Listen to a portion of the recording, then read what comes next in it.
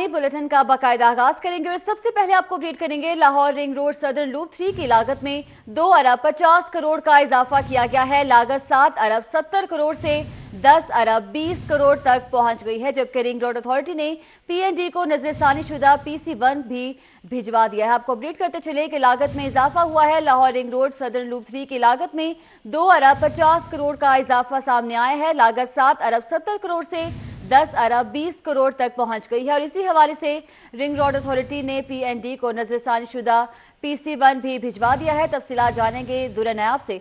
दुर्रा नायाब, बताइएगा क्या तफसीलात है इस हवाले से।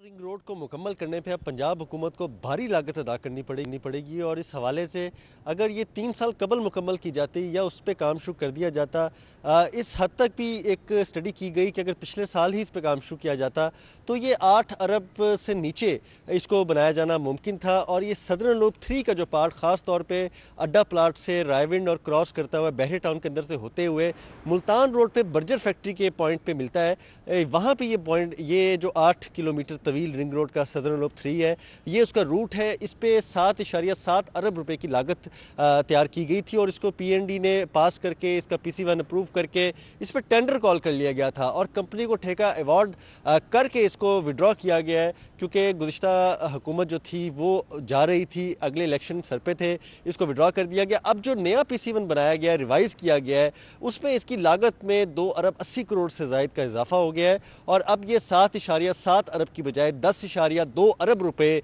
जो है वो इसकी लागत पे अदा करने पड़ेंगे। और इसमें वाइबिलिटी गैप फाइनेंसिंग की जो टर्म होती है, BOT का मनसूबा जो होता है, बिल्ट ऑपरेट और ट्रांसफ़र किया जाता है, इस पर वाइबिलिटी गैप फाइनेंसिंग की मद में भी 2.7 अरब से 3.8 अरब पे हुकूमत को जो है वो अदा करने पड़ेंगे कंट्रैक्टर को। इस हवाले से अगर कैलकुलेशन की जाए तो अब तकरीबन हम 2 अरब 80 करोड़ के लॉस पे खड़े हैं।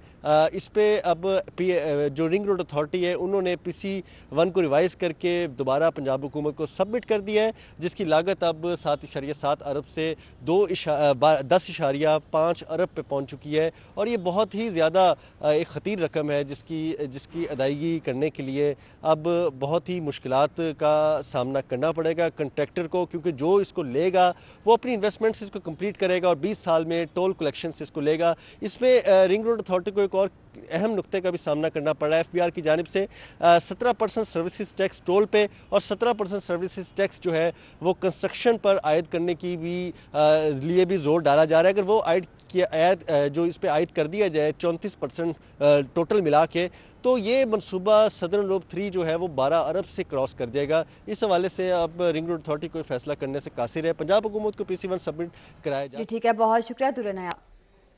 कम्युनिटी डेवलपमेंट प्रोग्राम लाने का मंसूबा तैयार किया है। 12 अरब रुपए से शहरों की सहूलियात के लिए सड़कों की तामीर, साफ पानी की फराहमी और सीवरेज के निकासियाब के लिए पाइपलाइन बिछाई जाएगी। आपको बताते चले कि नया मंसूबा लाने का प्रोग्राम बनाया है हुकूमत की जानिब से। ये मंसूबा है क्या और कब से इसका आगाज होगा, जानेंगे अलीराम से। अलीराम में बताइएगा।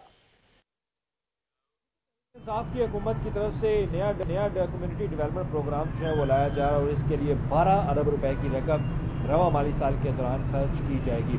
तो इसके लिए क्योंकि बजट में 20 अरब से ज़ायद की रकम मख्तस की गई है तहरीक इंसाफ की हुकूमत की तरफ से, अब ये प्रोग्राम होगा क्या, इसके तहत 5 अरब रुपए जो टूटी फूटी सड़कें हैं उनकी तामीरों पर खर्च किए जाएंगे। नई सड़कें वो भी बनाई जाएंगी जो दही इलाकों में होंगी खासतौर पर, और सीवरेज के निकासियाब के लिए 2 अरब रुपए की रकम खर्च की जाएगी, जिसमें नई पाइपलाइन जो है वो भी बचाई जाएगी। तो इसके साथ ही वाटर एंड सैनिटेशन का इंसाफ प्रोग्राम है जो कि तहरीक इंसाफ की तरफ से लॉन्च कराया जा रहा है और इसमें भी 2 अरब रुपए की रकम से मौजूदा माली साल के दौरान रकम जो है वो खर्च की जाएगी साफ पानी की फराहमी के लिए, जो नई पाइपलाइन बिछाई जाती है वाटर एंड सैनिटेशन के लिए उसके ऊपर।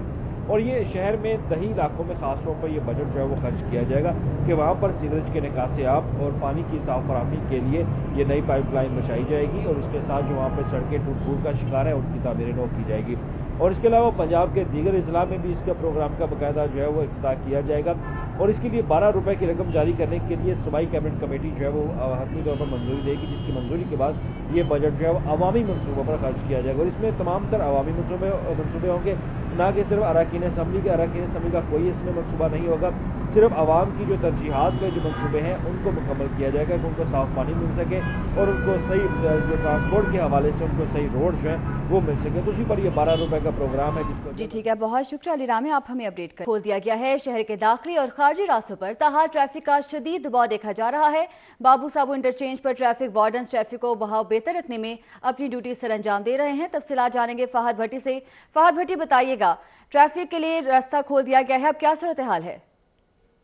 कुल धुंध में कमी के बाद मोटरवे को ट्रैफिक के लिए खोल दिया गया है। मैं इस वक्त मौजूद हूं बाबू साबू इंटरचेंज पर, जहां पर अब भी गाड़ियों का काफ़ी हमें रश देखने को मिल रहा है, मगर शहरियों की जानिब से यही कहा जा रहा है कि अभी भी यहां पर शहर के जो दाखिली और खारजी रास्ते हैं वहां पर ट्रैफिक का खासा दबाव है, जिसकी वजह से उन्हें मुश्किलात का सामना करना पड़ रहा है। मगर ट्रैफिक तर्जुमान की जानिब से क्यों बंद की जाती है मोटरवे धुंध के पेश नज़र, ताकि कोई बड़ा हादसा ना हो सके। ट्रैफिक वार्डन्स भी यहाँ पर अपनी ड्यूटी सर अंजाम दे रहे हैं, जो ट्रैफिक की रवानी बरकरार रखते हैं। यहाँ जो मुतबादल रास्ते होते हैं उसकी तरफ शहरियों को भेजा जाता है ताकि कोई भी बड़ा हादसा ना हो सके। तो ट्रैफिक वार्डन्स भी यहाँ पर मौजूद हैं, उनसे बात करते हैं इस हवाले से कि उनका क्या कहना है कि शहरियों को किन एहतियाती तदाबीर का ख्याल रखना चाहिए।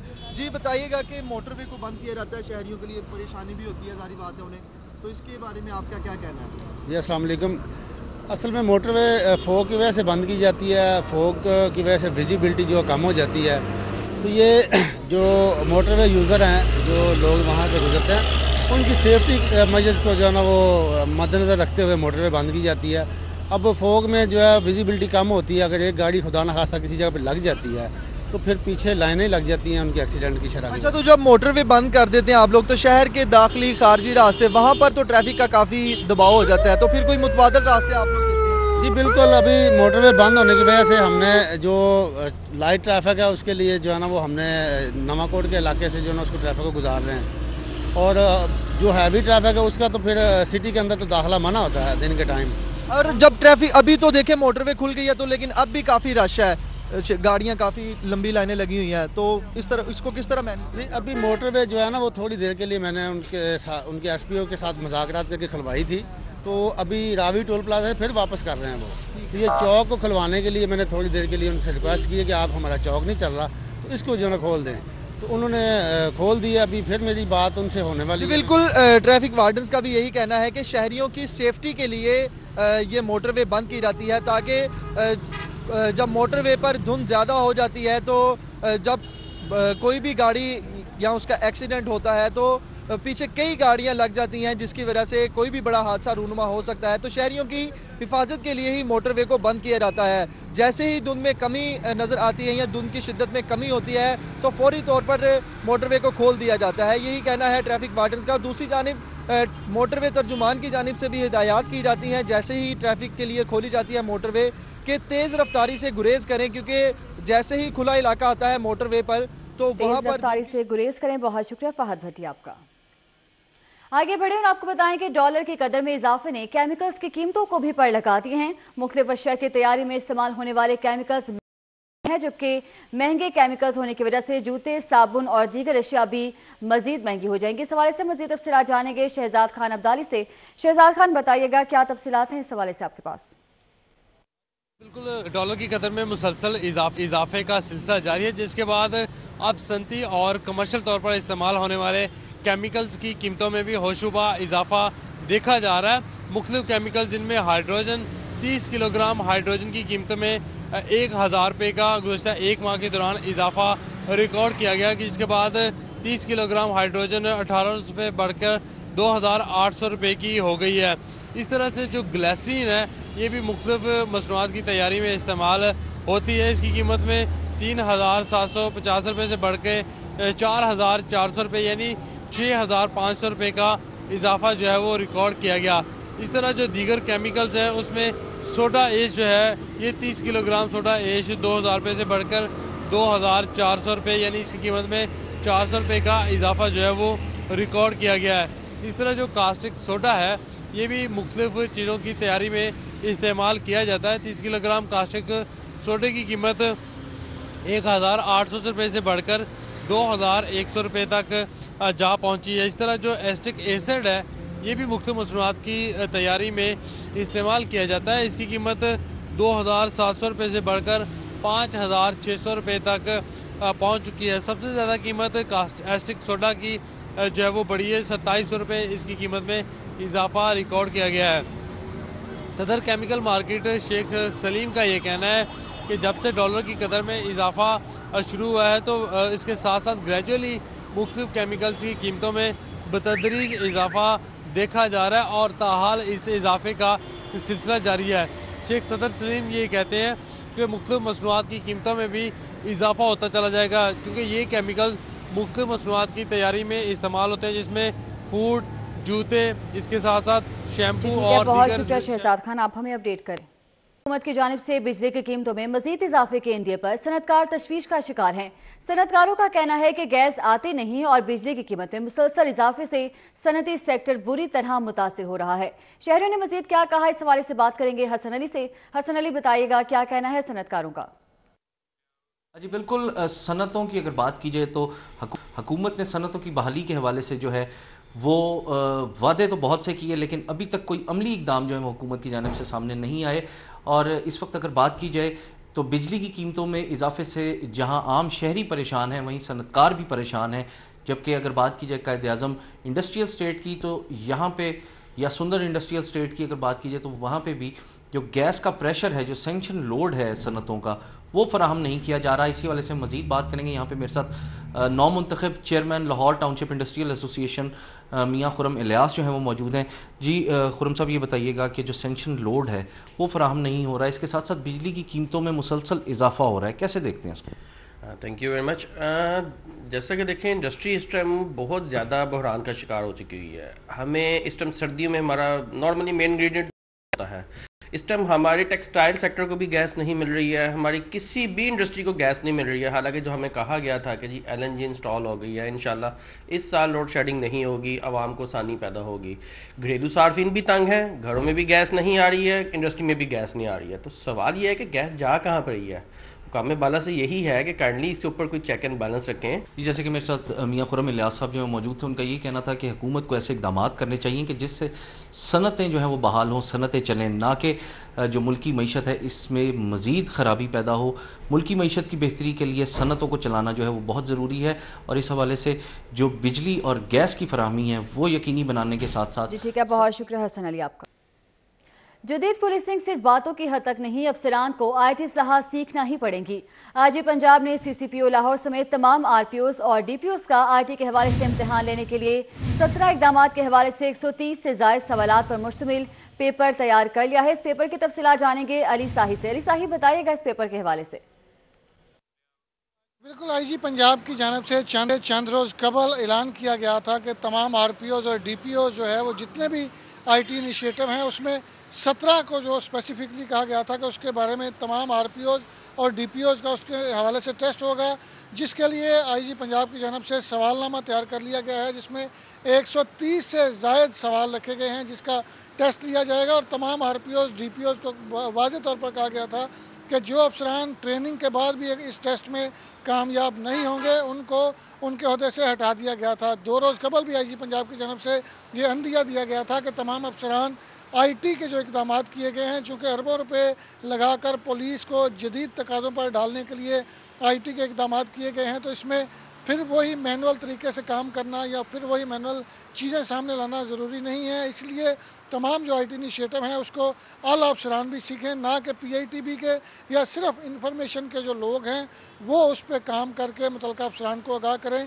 तो IG का स्टांस है कि इस पर तमाम अफसरान को ख़ुद पता होना चाहिए कि जितने भी IT के इनिशिएटिव हैं उनमें क्या क्या किया जा सकता है, उससे क्या पुलिस को फ़ायदा हो सकता है। तो इसके लिए सवालनामा तैयार कर लिया गया है। अगले हफ्ते के दौरान तमाम अफसरान से इसका टेस्ट लिया जाएगा और जो अफसरान इसमें अगले हफ्ते इसका टेस्ट लिया जाएगा। बहुत बताएं कि लाहौर पुलिस ने 35 थानों की नफरी को 100% मुकम्मल करने का फैसला कर लिया है। पुलिस लाइन से नफरी थानों में तैनात की जाएगी ताकि जराइम पर काबू पाया जा सके। मजीद तफसीलात जानेंगे इरफान मलिक से। इरफान मलिक, बताइएगा नफरी को 100% करने का फैसला किया गया है, कब से अमल दरामद होगा इस पर? लाहौर पुलिस के 35 थाने ऐसे हैं जहां पे 70% क्राइम जो लाहौर का है वो इन्हीं 35 थानों में सरजद होता है, जिसके अंदर तमाम डिवीजन के मुख्तलिफ पुलिस स्टेशन हैं, जैसे इकबाल टाउन, गुलशन इकबाल, जौहर टाउन और इस समेत दीगर जो 35 पुलिस स्टेशन हैं। यहाँ पे पुलिस रिकॉर्ड के मुताबिक लाहौर का 70% क्राइम जो है वो इन्हीं थानों में होता है। तो इसी हवाले से लाहौर पुलिस ने क्राइम को कंट्रोल करने के लिए एक नई पॉलिसी तश्कील दी है, जिसके मुताबिक इन थानों के अंदर 100% नफरी जो है उसको बहाल किया जा रहा है। इनकी गाड़ियाँ बेहतर की जा रही हैं और उसके साथ साथ इन तमाम एहलकारों को जो लॉ एंड ऑर्डर की ड्यूटी है उससे इस्तिस्ना जो है वो करार दिया जा रहा है। इस हवाले से DIG ऑपरेशन वकास नज़ीर का ये कहना था कि इन 35 थानों के अंदर जो नफरी है इसको जो 8 घंटे की ड्यूटी इनसे करवाई जाएगी और उसके साथ साथ इनका तमाम तर फोकस जो है वो क्राइम कंट्रोल करना होगा, ना कि लॉ एंड ऑर्डर की सिक्योरिटी ड्यूटियां सर अंजाम देना है। इस हवाले से आपको बताएं कि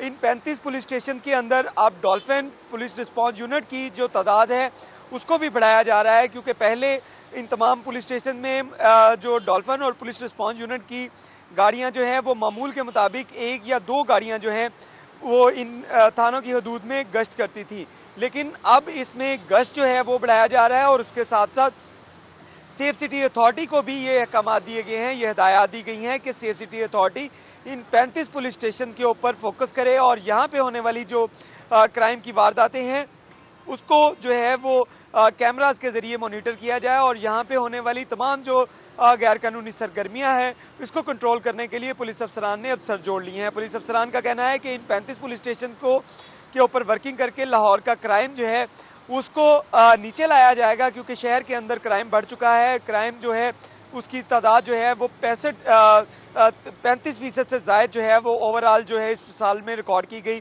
कि 35% क्राइम जो है गुज़िश्ता साल की निस्बत उसमें बड़ा इंक्रीज हुआ, लेकिन अब इसको नीचे लाने के लिए ये इकदाम किए जा रहे हैं और सर जोड़ लिए हैं नफरी। Welcome back. बुलेटिन में आगे बढ़े और कुछ बात करेंगे अहम समातों के हवाले से। सुप्रीम कोर्ट में हेल्थ केयर कमीशन की तश्कील से मुताल्लिक केस की समात हुई। सूबाई वज़ीर सेहत doctor Yasmin Rashid supreme court Lahore registry पेश हुई, जबकि अदालत ने 4 जनवरी को नए कमीशन की तश्कील के हवाले से रिपोर्ट भी तलब कर ली है। अभी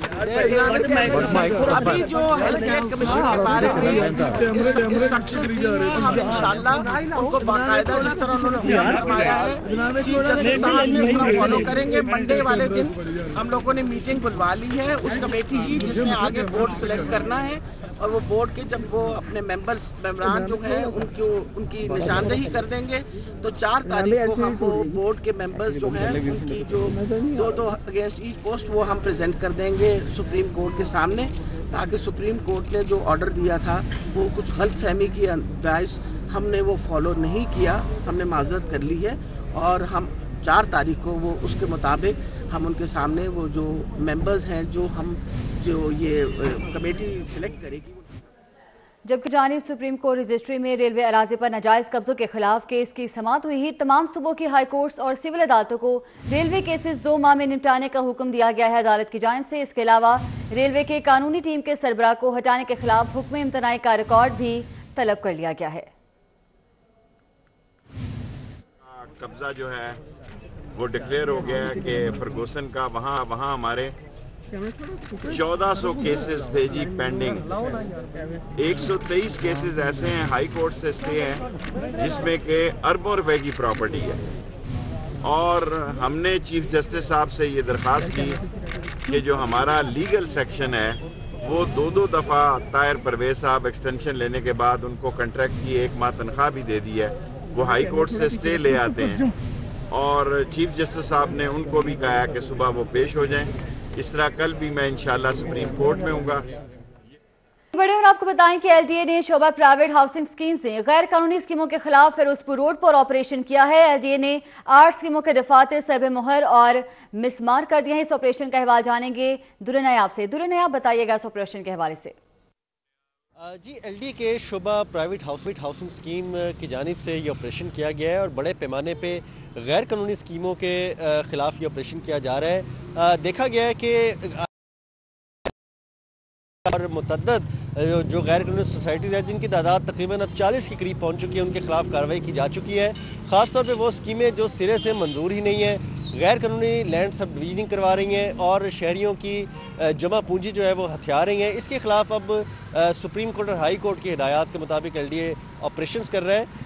इसमें आज जो ऑपरेशन किया गया है फिरोजपुर सिटी पे, फिरोजपुर रोड से मुल्हिका आबादियों में तमाम तर जो सोसाइटियाँ जिसमें अल-फजर सिटी है, बशीर होम्स है, इसके बाद चुगताई गार्डन है, इसके साथ साथ रशीद होम, शहजाद होम, इस तरह की सोसाइटियाँ जो कि बिल्कुल ही नॉमिनल नामों के साथ बनाई जाती हैं, लेकिन उनको बाद में रजिस्टर्ड नहीं कराया जाता, LDA से मंजूर नहीं कराया जाता और शहरियों को प्लाट बेच दिए जाते हैं। उन पर कार्रवाइयाँ की गई हैं। LDA के शोबा प्राइवेट हाउसिंग स्कीम की जानिब से सोसाइटियों के दफातर सील कर दिए गए हैं, जबकि इनके अंदर सर्विसेज जो गैर कानूनी तौर पर सड़कें बनाई जा रही थी, सीवरेज सिस्टम बनाए जा रहे थे, 4 दीवारियाँ की जा रही थी, उनको मस्मार कर दिया गया है। Director private housing scheme Bushra Naseer ने यह कार्रवाई की है, जबकि सीनियर स्टेट ऑफिसर जी ठीक है, बहुत शुक्रिया दुर्र नायाब, आप हमें अपडेट कर रहे थे।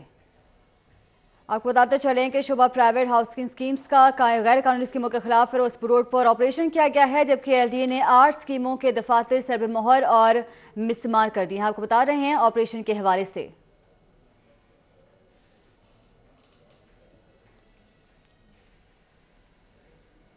अपडेट करेंगे आपको। लेस्को नॉर्दर्न सर्कल की टीम ने hunger cafe and restaurant Begum court पर छापा मारकर लाखों रुपए की बिजली चोरी पकड़ ली है। आपको अपडेट करते चलें कि कार्रवाई की गई है बिजली चोरी के खिलाफ। लेस्को नॉर्दर्न सर्कल की टीम की जानिब से hunger and cafe restaurant Begum court पर छापा मारा गया है, जिसमें से लाखों रुपए की बिजली चोरी पकड़ी गई है। आपको बताते चलें कि hunger and cafe restaurant Begum court पर छापा मारा गया है लेस्को नॉर्दर्न सर्कल की टीम की जानिब से और लाखों रुपए की बिजली चोरी पकड़ ली गई है। आपको बता रहे हैं कि बिजली चोरी का ये वाकया पेश आया था, जिसके बाद हंगर कैफे एंड रेस्टोरेंट पर छापा मारा गया है और लाखों रुपए की बिजली चोरी जो है वो पकड़ ली गई है। हेलमेट ना पहनने वाले मोटरसाइकिल सवारों को पेट्रोल फरोख्त करने की पाबंदी का ये मामला है, जिस पर पेट्रोल पंप्स पर हेलमेट ना पहनने वाले मोटरसाइकिल सवारों को भी पेट्रोल की फरोख्त जारी है। सवाल से मजीद तफसीलात जानेंगे ताहिर जमील खान से। ताहिर जमील खान, बताइएगा, बगैर हेलमेट के भी पेट्रोल मिला जा रहा है, क्या तफसीलात हैं? गुज़िश्ता रोज लाहौर हाईकोर्ट की जानिब से फैसला आया कि शहर में जो बगैर हेलमेट मोटरसाइकिल सवार हैं उन्हें अब पेट्रोल पंप की तरफ से पेट्रोल भी ना दिया जाए, और अगर कोई पेट्रोल पंप ऐसा करता है यानी कि बगैर हेलमेट मोटरसाइकिल सवार को पेट्रोल दिया जाता है तो उसके खिलाफ कार्रवाई की जाए। हम इस वक्त मौजूद हैं पीको रोड पर, यहाँ भी आप देख सकते हैं कि बगैर हेलमेट ये मोटरसाइकिल सवार हैं और इन्हें पेट्रोल दिया जा रहा है। तो यही मनाज़र हैं शहर के बाकी भी पेट्रोल पंप पे। ये आप देख सकते हैं, ये भाई हैं, इन्होंने भी अभी ये पेट्रोल डलवाया है, यहीं से हेलमेट नहीं पहना लेकिन पेट्रोल यहाँ पे डाला जा रहा है, और ये भी आप मुलाहिजा कर सकते हैं। इस वाले से क्या ये मामला, क्यों ये दे रहे हैं अमल दरामद हाईकोर्ट के, इन्हें पता नहीं है या क्या वजह, इन्हीं से बात करते हैं। अच्छा भाई बताइएगा, हाईकोर्ट ने कल ऑर्डर दिया है कि बगैर हेलमेट मोटरसाइकिल सवार को पेट्रोल ना दिया जाए, लेकिन आपके पंप में तो दिया जा रहा है, क्या वजह है? हेलमेट उन्हें को है क्या बाइक को नहीं हेलमेट नहीं पहना था, उन दोनों ने हेलमेट नहीं था पहना, आपने पेट्रोल डाल दिया। चेक करना उन्हें को भी है, अगले को भी है, चेक कर। दोनों के पास नहीं है, हमने देखा फुटेज भी है हमारे पास, चेक करो ना उन्हें।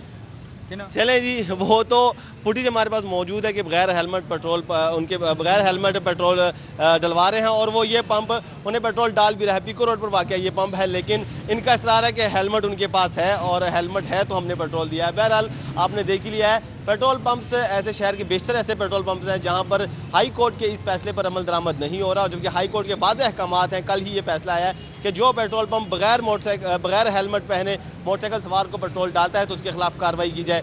क्या वजह है कि यहाँ पर अभी भी ये हाई कोर्ट के अहकामात की खिलाफ वर्जी हो रही है? क्या इन तक अहकामात नहीं पहुँचे, लाइल्मी है, या ये दरखुर्द ना ही नहीं समझ रहे इस फैसले को? इस बात से तो हम लाइल्म हैं, हम तो नहीं बता सकते। बहुत शुक्रिया ताहिर जमील आपका। उधर कलमा चौक पर करोड़ों की अराजी पर मुबैना कब्जे के मामले पर इजरा के रिहायशी ने नैब लाहौर को दरख्वास्त जमा करवा दी है।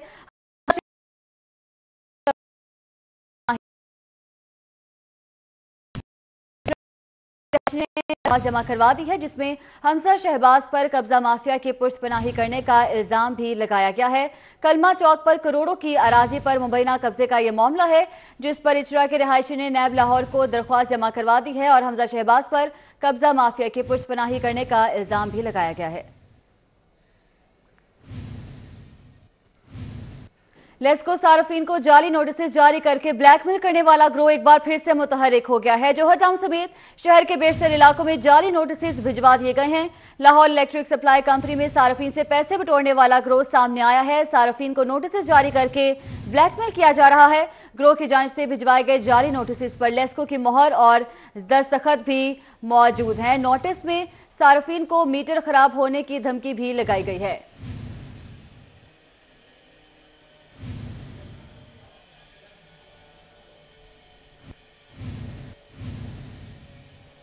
अब रुख करेंगे गवर्नर हाउस का, जहां ताजिर मीर नईम मीडिया से गुफ्तगू कर रहे हैं।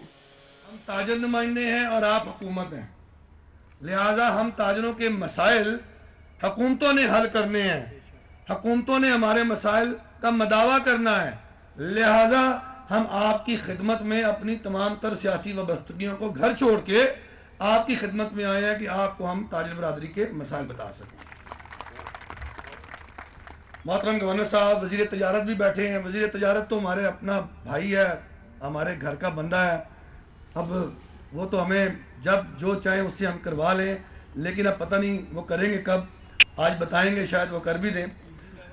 तो हैं जी, इजी ना लें जी। अच्छा जी, गुजारिश यूँ है गवर्नर साहब कि कुछ आपके जो पंजाब के महकमे हैं, उन्होंने हमारे पूरे पंजाब के ताजरों का, यानी इन ताजर नुमाइंदों का नहीं, इनसे वाबस्ता वो 24 लाख ताजर है पूरे मुल्क का जो बिजली का कमर्शियल कनेक्शन रखता है।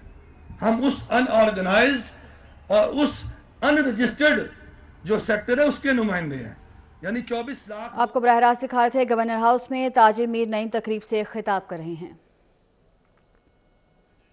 आगे बढ़े और आपको बताएं कि नान, रोटी और शेख खुरनोश की बढ़ती हुई कीमतों के खिलाफ मुस्लिम टाउन में जमात इस्लामी की जानिब से एहतजाजी मुजाहरा किया जा रहा है। मुजाहरे में मर्द और खवातीन ने भी शिरकत की है और हुकूमत के खिलाफ नारेबाजी भी की जा रही है। आपको बताते चलें कि एहतजाजी मुजाहरा किया जा रहा है जमात इस्लामी की जानिब से। इसके हवाले से मज़ीद तफसीलात जानेंगे उस्मान खान से। उस्मान खान, बताइएगा क्या मुतालबात है मुजाहिरीन के? जी बिल्कुल, इस वक्त मैं मुस्लिम टाउन वहदत रोड पर मौजूद हूँ, जहाँ पर इलाका मकीन सरापा एहतजाज है और हुकूमत के ख़िलाफ़ नारेबाजी की जा रही है। आज जो हालिया दिनों में जो महंगाई हो रही है और उसके साथ ही साथ आज जो ज़रूरियाती ज़िंदगी की वो अशिया है जिनका रोज़ाना की बुनियाद पर इस्तेमाल होता है, जिनमें अगर हम बात करें तो गुज़श्ता रोज़ जो है वो नान और रोटी भी महंगी कर दी गई। इसके ख़िलाफ़ जो है वो यहाँ पर सरापा एहतजाज है और यहाँ पर बैनर भी पकड़ा हुआ है और इसके ऊपर भी लिखा हुआ है कि महंगी रोटी महंगा नान, ये है नया पाकिस्तान। इस पर मज़ीद हम बात करेंगे। अच्छा, ये बताइएगा कि महंगाई दिन ब दिन होती जा रही है, तो अब आप लोग इसको क्या समझते हैं नए पाकिस्तान में? जी बिस्मिल्लाहिर्रहमानिर्रहीम। आज का जो हमारा इhtजाजी मुजाहरा है वो इसी हवाले से है कि जहाँ पे हम हुकूमत को ये पैगाम दे रहे हैं कि आम आदमी को रिलीफ दिया जाए, वहाँ पे हम हुकूमत से ये भी सवाल करते हैं कि जो माफिया के जो माह रमज़ानुल मुबारक में फल महंगा कर देता है और जैसी ही सर्दियाँ आती हैं, सर्दियों में अगर सुई गैस घरों में नहीं आती तो LPG के जो नर्ख हैं उसके ऊपर ये नहीं बेचते, ब्लैक में बेचते हैं। और आम आदमी जब मजबूर होकर घर से तंदूर से रोटी लेने जाता है और तंदूरों पे रश देखते हुए उसी आटा माफिया ने 2 रुपये रोटी भी आज महंगी कर दी। हम ये हुकूमत से सवाल करते हैं कि आपने अगर हमें रिलीफ नहीं देना तो जो रेट तय कर दिए हुए हैं उनके ऊपर जो है चीज़ों को बिकवाया जाए। जी बिल्कुल, जैसे हमने इनकी बात सुनी, इनका कहना है कि सर्दी में जो है वो गैस की लोड शेडिंग होती है और लोड शेडिंग के बाद जो है वो लोग जो है वो बाहर जाते हैं और बाहर से जो है वो मुख्तलिफ अशिया ख़रीदते हैं। मगर बाहर की अगर हम बात करें तो जब बाहर किसी भी तंदूर या कहीं से भी कोई नान और या रोटी ख़रीदने जाए तो रोटी और नान की कीमतों में भी इजाफा कर दिया। इनका कहना है कि अगर इमरान खान जो है वो और उनकी हुकूमत जो है वो आवाम को रिलीफ नहीं दे सकती। उस्मान खान, आप हमें रहे थे। ब्रेक के बाद आपको बताएं कि चूंकि अहमद सदू का वाटर फिल्ट्रेशन प्लांट 8 माह से बंद है, अहले इलाका पानी की बूंद बूंद को तरस गए हैं और साफ पानी के हसूल के लिए दूसरे इलाकों का रुख कर लिया है। अबू बकर शेख हमारे साथ मौजूद हैं, उनसे तफसीलात जानेंगे। अबू बकर शेख, बताइएगा। जी, फिरोजपुर रोड के इलाके चुंगी अमर सदू में वाक़या ये वाटर फिल्ट्रेशन प्लांट है जो गुज़िश्ता 8 माह से बंद पड़ा है। इलाका मकीनों का ये कहना है कि वो साफ़ पानी के हसूल के लिए मुख्तलिफ इलाकों का रुख करते हैं, जबकि जब भी वो मुतलका महकमे से रब्ता करते हैं तो उनकी कोई सुनवाई नहीं की जाती। ये मेन चुंगी अमर सदू स्टॉप है जहाँ पे वाकई ये फिल्ट्रेशन प्लांट है। इसके हालात भी आपको दिखाएं कि ये 8 माह से इलाका मकीनों का कहना है कि ये बंद पड़ा है।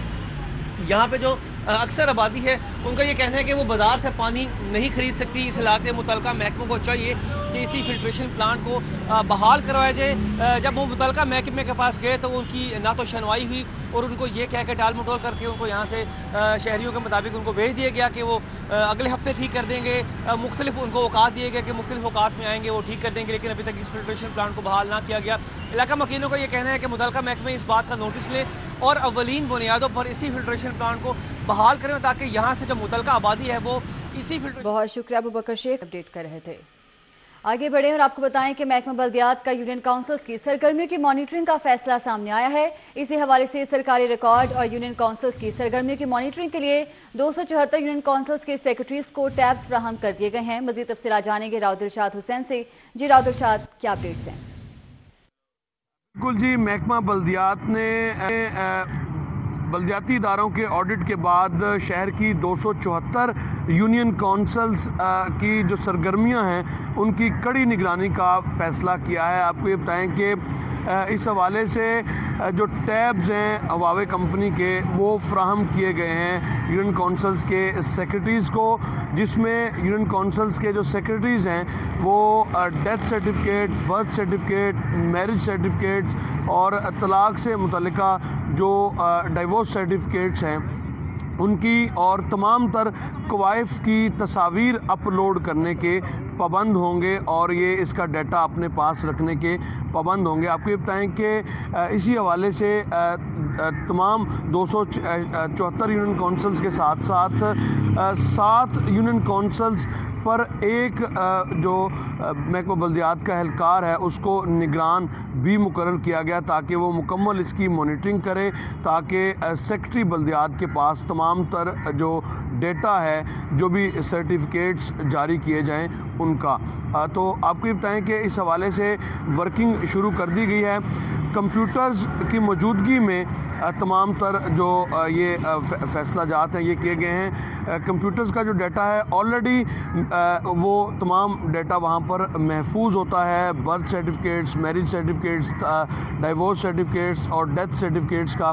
तो उसके साथ साथ अब टैब्स में भी रखना लाजमी करार दिया गया है। जबकि यूनियन काउंसिल्स में क्या हो रहा है, सेक्रेटरी यूनियन काउंसिल्स को इसका भी पाबंद बनाया गया है कि वो यूनियन काउंसिल की सरगर्मियों।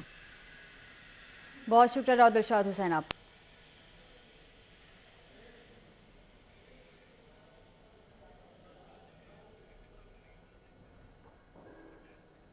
जस्टिस रिटायर्ड नासरा जावेद तकरीब से खिताब कर रही हैं, आपको बराह रास्त लिए चलते हैं। और इस हवाले से कि ये मुसलमान हैं, हमारे भाई बंद हैं, ये सब बातें अपनी जगह दुरुस्त हैं, लेकिन हम क्या करें? ये जो 1 मिलियन जॉब्स की बात हो रही है, ये कहाँ से आएंगे 1 मिलियन जॉब्स? जो इस इलाके में कब से रहते हैं उनके पास भी नहीं है।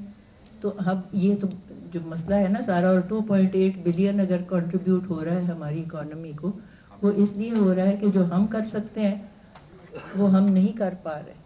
तो ये सारी बातें मैं समझती हूँ कि जब हम इनके लिए कोई पॉलिसी बनाएं और कोई लेजिस्लेशन बनाएं तो ये सोचना भी तो चाहिए कि हमारे हालात दिगरगुम हुए हैं। और कब से हुए हैं? 85 से। और ये इसी वजह से हुए हैं कि ज़ियाउल हक का करना, एक जुम्बश कलम से कोई उसने लेजिस्लेशन तो बनाई नहीं, जो उसका दिल किया उसने कर दिया अपनी जान की खातिर। वो हमने सब ने भुगता और हम कब तक भुगतते रहेंगे?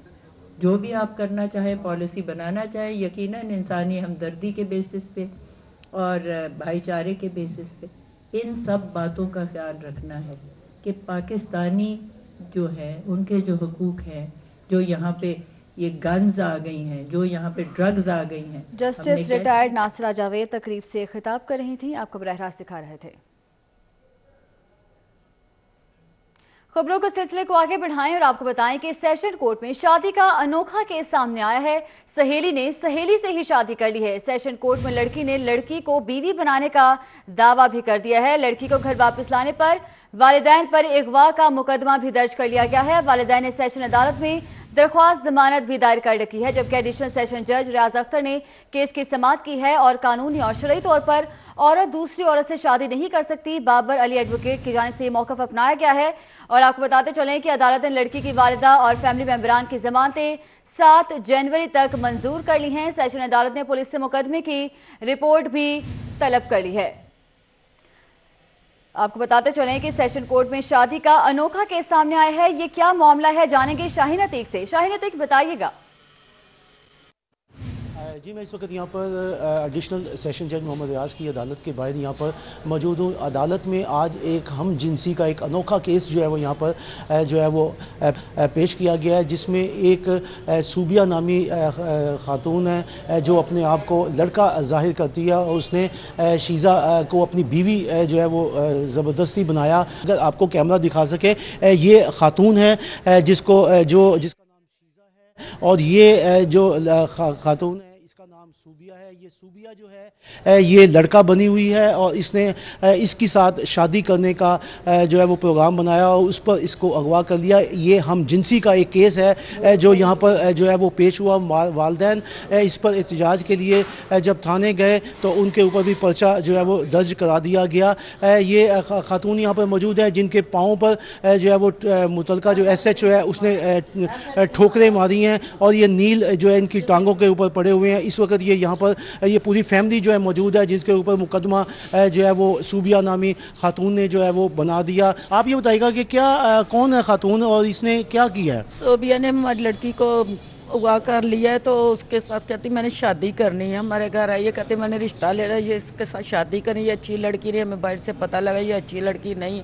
हमने अपनी बेटी को मना किया और उसने हमारे साथ ये अगवा के पर्चे करने लग गई। मोटरसाइकिलें चलाती है, शराबें पीती है, बुरे काम करती है, जो दुनिया का काम हमें पता चला। हमने मना, उसके पास पिस्टल भी होता है। जब हम उसे मना करते हैं और हमें धमकियाँ देती है कि मैं तुम्हें मार दूंगी, मैं तुम्हारे बेटे को मार दूंगी।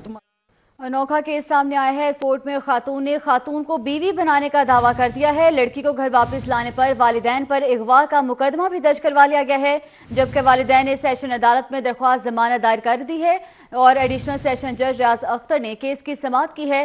कानूनी और शरई तौर पर औरत दूसरी औरत से शादी नहीं कर सकती। बाबर अली एडवोकेट की जानिब से ये मौक़िफ़ अपनाया गया है और आपको बताते चलें कि अदालत ने लड़की की वालिदा और फैमिली मेंबरान की जमानतें भी 7 जनवरी तक मंजूर कर ली हैं। सेशन अदालत ने पुलिस से मुकदमे की रिपोर्ट भी तलब कर ली है। इस हवाले से हमें अपडेट कर रहे थे शाहीन अतीक, बहुत शुक्रिया आपका। सियासी शख्सियात के करप्शन केसों में गिरफ्तारी और रिमांड की वजह से 2018 का साल काफी गर्म रहा। 1 जनवरी से 24 दिसंबर तक अपोजिशन लीडर शहबाज शरीफ, ख्वाजा साद रफीक, ख्वाजा सलमान रफीक और मियां नुमान रिमांड के लिए भी पेश होते रहे।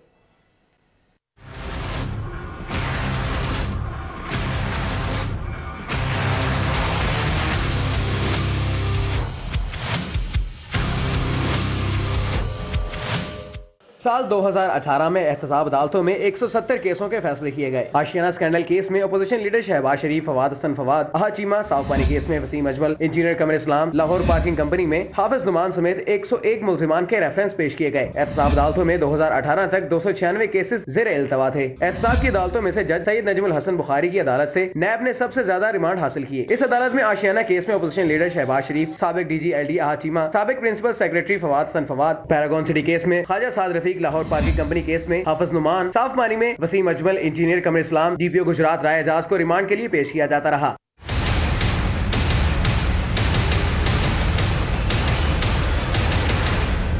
सियासी मुल्जिमान की हर पेशी पर 300 से ज्यादा मुलाजमीन को उनकी सिक्योरिटी के लिए तैनात किया गया, जिसकी वजह से जुडिशल कॉम्प्लेक्स की दीगर अदालतों का काम बुरी तरह मुतासिर रहा। एहतसाब अदालत नंबर 5 में 94, कोर्ट नंबर 4 में 20, कोर्ट नंबर 3 में 15, कोर्ट नंबर 2 में 19 और कोर्ट नंबर 1 में 22 फैसले किए गए। पंजाब असेंबली 2018 में साबका हुकूमत नून लीग और मौजूदा हुकूमत तहरीक इंसाफ को 5-5 माह मिले। दोनों जमातों ने पंजाब असेंबली में क्या कारकर्दगी दिखाई, जानेंगे कजाफी भट्ट से। जी कजाफी भट्ट, बताइएगा। जी बिल्कुल जी, पंजाब असेंबली की 2018 में जो कारकर्दगी रही उसके मुताबिक जो साबका हुकूमत थी मुस्लिम लीग नून की, उसे भी जो है 5 माह जो है आखिरी इस मौजूदा रवा साल के अंदर मिले। जनवरी 2018 से मई 2018 तक उनका आखिरी टेन्योर रहा, जिसके अंदर मुस्लिम लीग नून की हुकूमत ने जो है वो 29 बिल जो है वो पंजाब असेंबली से मंजूर करवाए और रिकॉर्ड साज कानून साजी अपने आखिरी 5 माह के दौरान की। और इनका सबसे बड़ा जो इस आखिरी 5 माह के अंदर बिल रहा वो आनंद के राज बिल रहा, जिसके तहत पाकिस्तान जो है वो दुनिया का पहला मुल्क बना जिसमें सिख कम्युनिटी की जो शादियां हैं वो रजिस्टर्ड करने का ये बिल था और सिख मज़हब की जो शादियां हैं वो रजिस्टर्ड हुई। इस 5 माह के दौरान जो है मुस्लिम लीग नून ने जो है दी पंजाब हेपाटाइटिस बिल 2018 मंजूर करवाया, जिसके तहत शहरियों को जो है वो तमाम शहरियों के लिए हेपाटाइटिस टेस्ट जो है वो लाजमी करार दिया गया। प्रोविंशियल मोटर व्हीकल तरमीमी बिल मंजूर करवाया गया। कंप्यूटराइज्ड गाड़ियों की रजिस्ट्रेशन, स्मार्ट कार्ड का इजरा का जो बिल था वो भी मुस्लिम लीग नून की हुकूमत ने मंजूर करवाया। इसी तरह पंजाब असेंबली ने जो है नून लीग की हुकूमत ने फ़नी तालीम के फ़रोग़ के लिए चीन के ताउन से कायम होने वाली पंजाब ध्यानचंद यूनिवर्सिटी का क़याम अमल में लाया गया। मजमूई तौर पर 5 यूनिवर्सिटीज़ के बिल जो है वो मंजूर करवाए गए। इसी तरह पंजाब असेंबली के ऐवान में कानूनी सहूलत ना हासिल करने वालों अफराद के लिए जो है वो लीगल एड बिल जो है वो मंजूर करवाया गया। Charity bill, Punjab sound system, ज़कात और उशर, Punjab safe medical supplies authority bill, ये 29 बिल थे जो 5 माह के दौरान जो है नून लीग की हुकूमत ने जो है वो मंजूर करवाए। इसके बाद इलेक्शंस आए, 2 माह का वक्फा आया और उसके बाद जो तहरीक इंसाफ की हुकूमत बनी, जिनका पहला पार्लिमानी साल जो है वो 15 अगस्त से शुरू हुआ और इस 15 अगस्त से शुरू होने वाले पार्लिमानी साल में जो है दिसंबर तक जो है 5 इजलास पंजाब हुकूमत ने करवाए, तहरीक इंसाफ की हुकूमत ने करवाए, जिसके अंदर सिर्फ 6 बिल जो है वो पेश किए जा सके, जिनमें से एक भी बिल जो है वो इन 5 इजलासों में जो है वो मंजूर नहीं हुआ। 7वां बिल बजट का था जो बजट मंजूर करवाया गया। इस जो 5 माह की कारकर्दगी थी तहरीक इंसाफ की, उसके अंदर जो तफसीलात सामने आई उसमें इन 5 इजलासों में 888 सवालात जो हैं वो जमा करवाए गए। आपका